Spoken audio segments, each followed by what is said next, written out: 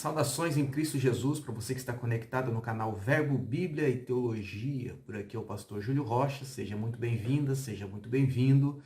Nós estamos aqui mais uma vez para estudar a palavra do Senhor. A palavra que levanta, a palavra que edifica, a palavra que enriquece. Amém, meus irmãos? Nada mais nos interessa neste canal, neste meio de comunicação, do que levar até você a palavra do Senhor.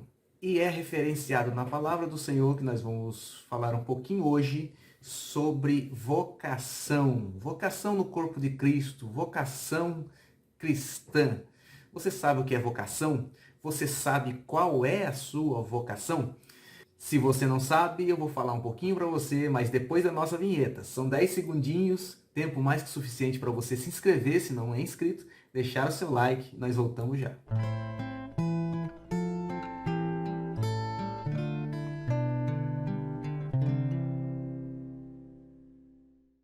Bom, para essa minha fala de hoje, vamos partir do seguinte princípio, da seguinte reflexão.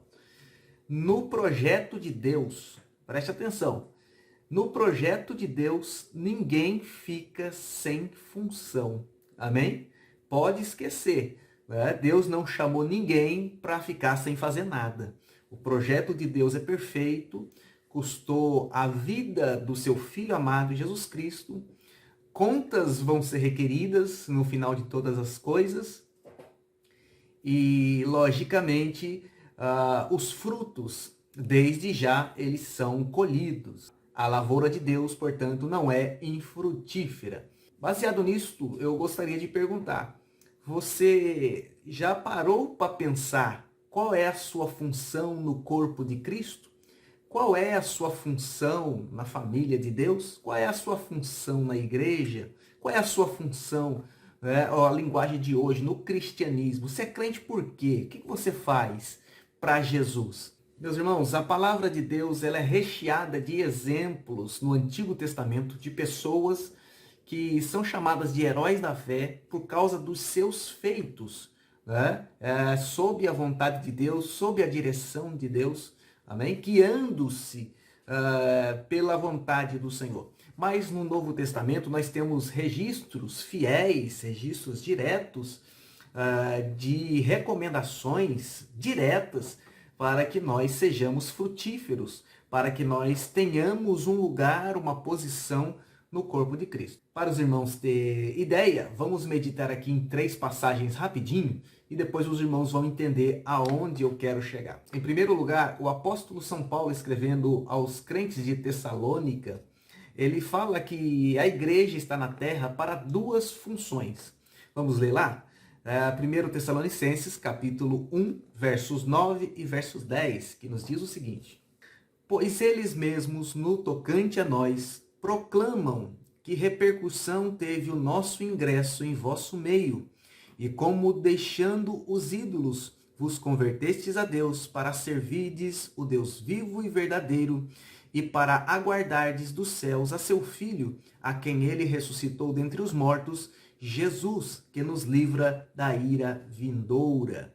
Paulo está dizendo aqui aos irmãos que o testemunho que ele teve dos Tessalonicenses, lá onde ele estava, foi de um povo dedicado que deixou os ídolos para fazer 2 coisas. A primeira é servir ao Deus vivo e verdadeiro. Isso nos fala de trabalho, fala-nos de serviço. E, em segundo lugar, esperar dos céus ao seu Filho Jesus, que nos livra da ira vindoura. Isso nos fala da doutrina da esperança. Fala de postura, de santificação, fala de perseverança na fé. Portanto, veja que dentre as 2 qualidades desta igreja de Tessalônica, que houve no testemunho que deram a Paulo, pelo menos uma delas está diretamente ligada à função de um indivíduo e da sua coletividade dentro do corpo de Cristo. E isso é doutrina, meus irmãos. Isso é fundamento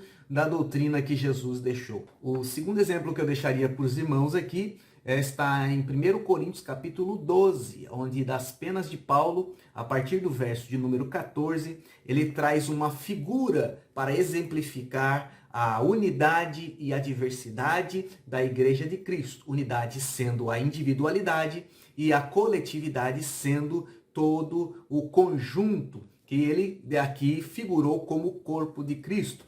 E ele vai falar basicamente até o verso de número 27 sobre este corpo, dando vários exemplos da anatomia humana para simbolizar as funções do crente dentro da igreja. Ele na sua individualidade, repito, e também na sua coletividade. Por exemplo, a partir do verso 14, ele começa a falar das individualidades. Um é mão, outro é pé, outro é cabeça, outro é olho, outro é boca, outro é unha, né? Outros são orelha, outros são parte menos atraente do corpo, mas todos têm a sua individualidade. Mas no verso 18, ele é enfático ao dizer o seguinte: mas Deus dispôs os membros, colocando cada um deles no corpo como ele quis, ou como lhe aprouve. Amém, meus irmãos? Fala da soberania de Deus. Quem coloca dentro da igreja é Deus. Quem coloca no corpo é Deus. E não tem parte do dedo decepado que sobreviva fora do corpo. Não tem uma unha arrancada que sobreviva fora do corpo. Foi Deus quem colocou para uma função. Então, na ordem, Paulo vai falar sobre a individualidade, depois ele vai falar sobre a soberania de Deus que coloca cada membro para uma função específica dentro do corpo, como lhe aprouve, e em terceiro lugar, ele vai fechar esse raciocínio que ele tem acerca do corpo, falando da coletividade, de um membro sentir a dor do outro, de um membro suportar o outro. Os dedos dos pés que podem, porventura, ficar escondidos sob um calçado, sob uma meia, num dia quente, eles são fundamentais para estruturar o corpo. A rótula de um joelho, que ninguém percebe, a não ser quando quebra, quando torce ou alguma outra coisa, é fundamental para dar equilíbrio ao corpo. Todos os membros, segundo Paulo, são essenciais dentro do corpo cujo cabeça é Cristo e devem ser sinérgicos uns para com os outros, andando e convivendo em unanimidade. Mas o terceiro exemplo que eu gostaria de deixar para os irmãos aqui vem do próprio Jesus, em João capítulo 15, do verso 1 ao verso 6, onde nós lemos o seguinte: Eu sou a videira verdadeira, meu pai é o lavrador. Todo ramo que estando em mim não der fruto, ele o corta, e todo o que dá fruto limpa, para que produza mais fruto ainda. Vós já estáis limpos pela palavra que vos tenho falado. Permanecei em mim, e eu permanecerei em vós. Como não pode o ramo produzir fruto em si mesmo, se não permanecer na videira. Abre um parênteses aqui e nós vamos nos lembrar do segundo exemplo, aonde eu disse que o membro não pode viver fora do corpo. Por conceito paulino, copiado do conceito de Jesus, olha o que o próprio Jesus disse: o ramo não pode produzir fruto de si mesmo se não permanecer na videira. Fechemos o parênteses e voltemos. Assim nem vós o podeis dar se não permanecerdes em mim. Eu sou a videira. Olha Jesus reivindicando. Vós sois a vara. Não pense, irmãos, que você é videira. Amém? Nós vamos falar um pouquinho aqui sobre essa questão do individualismo, né? Que é oposto à individualidade de cada um. O individualismo é perigoso, a individualidade é sadia. Eu sou a videira, vós os ramos. Quem permanece em mim e eu nele, esse dá muito fruto, porque sem mim nada podeis fazer. Se alguém não permanecer em mim, será lançado fora. Quem lança fora? Jesus? Não. João capítulo 6, verso 37 diz que Jesus não lança ninguém fora. Não mesmo. Mas aqui ele está dizendo, eu não lanço, mas o Pai lança. Amém? Verso 2 fala sobre isso. Se alguém não permanecer em mim, será lançado fora, à semelhança do ramo, e secará. E o apanham e lançam no fogo e queimam.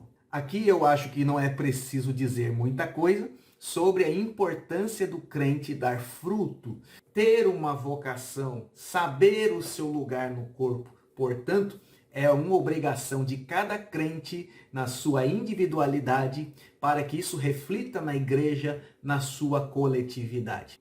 E aqui eu retomo a pergunta que fiz no começo deste vídeo. Você sabe o seu lugar no corpo de Cristo? Irmãos, nós vivemos uma realidade triste em nossos dias. Pessoas que têm 10, 20, 30 anos dentro de uma igreja e não sabem o que fazem na igreja. São verdadeiros crentes nominais, crentes só de nome. Pessoas muitas vezes desanimam da igreja, desanimam da fé, largam a cruz e voltam para trás porque não acham motivação para estar na casa de Deus.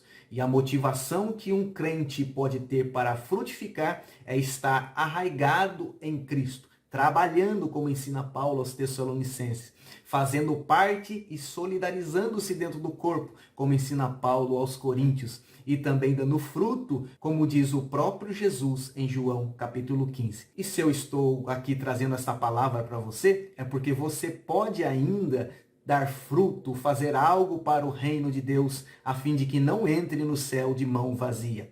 Pastor, como eu faço isso? Eu vou dar aqui para você algum conselho, algum caminho que você pode começar seguindo e se orientando na busca por esta vocação, na busca por achar o seu lugar no corpo de Cristo. Eu diria que a primeira coisa que você deve fazer para achar o seu lugar no corpo de Cristo, para a glória de Deus produzindo muito fruto, em primeiro lugar você deve orar a Deus. Sem oração, nada vai. Sem oração, nada sai do lugar. É orando que nós recebemos a revelação de Deus. É orando que nós nos ajustamos ao querer de Deus. É orando que nós disciplinamos a nossa natureza, o nosso querer e nos submetemos ao querer e à natureza divina. Basta dizer que Deus tem N maneiras de falar conosco. Mas para nós sermos íntimos de Deus, a única maneira de falar com Ele é somente a oração. A oração é o verdadeiro mapa do tesouro para quem quer achar o seu lugar no corpo de Cristo para servir melhor. Em segundo lugar, você nunca vai conseguir achar o seu lugar no corpo de Cristo, o corpo místico de Cristo, se você não servir a sua igreja local, a sua comunidade de fé. Se você não congrega, esquece, meu irmão, você não vai achar o seu lugar no corpo de Cristo.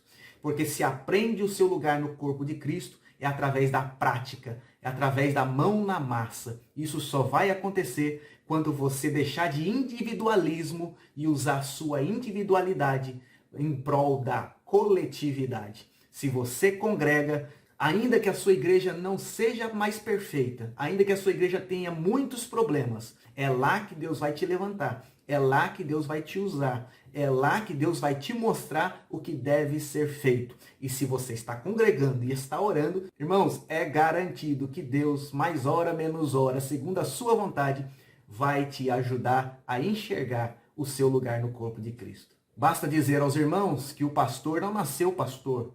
O presbítero não nasceu presbítero. Amém, irmãos? O que preside não nasceu presidindo. Todos eles começaram de baixo. Amém? Todos eles serviram. O missionário não nasceu missionário. Amém? Ele foi se forjando ali no meio do povo. Se nós ficarmos olhando só o lado político, o lado aristocrático da igreja, nós nunca saberemos o nosso lugar no corpo de Cristo e nós seremos um corpo estranho no meio deste corpo. E sabe o que acontece com um corpo estranho no corpo?